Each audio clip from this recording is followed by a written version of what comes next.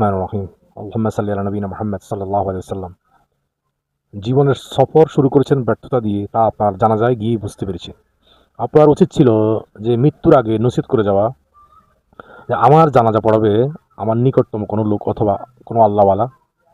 আর আমার জানাজার সামনে সংক্ষিপ্ত কথা নসিহত হবে 2 থেকে 5 মিনিট সর্বোচ্চ, এবং নির্ধারিত সময় হবে। কিন্তু দুঃখজনক হলেও সত্য, কিন্তু আপনি এমন নসিহত করে যাননি। আপনার জানাজায় বক্তব্য দেয় বাজারের বিশিষ্ট ব্যবসায়ী, জ্ঞানী গুণীজন, চেয়ারম্যান, মেম্বার। ইহা আমার বোধগম্য নহে যে একজন মেম্বার, চেয়ারম্যানের তাদের কি অধিকার বা যোগ্যতা আছে যে একটা জানাজার খাটিয়ার সামনে তারা বক্তব্য দিবে, আমরা শুনবো, আমাদের সময়টাকে নষ্ট করবে। বা একজন বাজারের বিশিষ্ট ব্যবসায়ী, তো তারা যে বয়ানগুলো দেয় বা তারা যে প্রশংসা বাক্যগুলো আপনার জানাজার সামনে প্রয়োগ করে, সেটা অত্যন্ত বিব্রতকর, অস্বস্তিকর, অগ্রহণযোগ্য কথাবার্তা।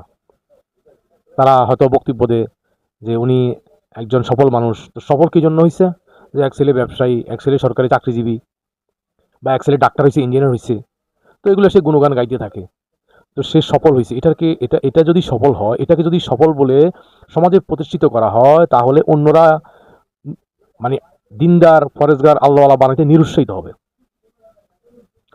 জানাজার কথা ছিল এরকম হওয়ার যে আমার পিতা, আমার ভাই, আমার দাদা, আমার কাকা, আমার নানা আপনাদের মাঝে ছিল, ওনার ভুলভ্রান্তি হইছে। ওনার ভুলভ্রান্তি আর হওয়াটাই স্বাভাবিক। আপনারা ওনাকে মাফ করবেন, মন থেকে মাফ করে দিবেন।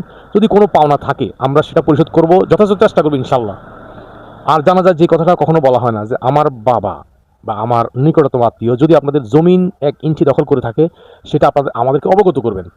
কারণ হয়তো পাওনা দানার ব্যাপারে সেটা অনেকে মাফ করে দিতে পারে বা দিতেই পারে, কিন্তু 1 ইঞ্চি জমিন নিয়ে কিন্তু যুগকে যুগ, বছরকে বছর মামলা চলে। তো এটা জ্ঞানী, আদর্শবান সন্তান বা আদর্শবান আত্মীয়দের উচিত যে আমার বাবা বা আমার চাচা বা আমার খালু আপনাদের কারো যদি 1 ইঞ্চি জমি দখল করে থাকে, সেটা আমাদেরকে বলবেন, অবগত করবেন কোন জায়গায় করছে। যদি আমরা সেখানে দিতে অপরাগ হই বা ব্যর্থ হই, তাহলে আমরা অন্য কোথাও দিব। কিন্তু এই কথাটা কেউই বলে না।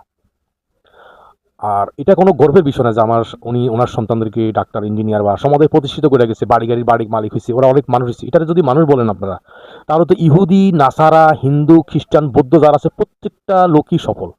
তাদের প্রত্যেকের সন্তান ডাক্তার, ইঞ্জিনিয়ার হয়েছে। এটা দিয়ে যদি আল্লাহর নৈকট্য হাসিল করা যেত, তাহলে তারা তো আগে সফল কাম।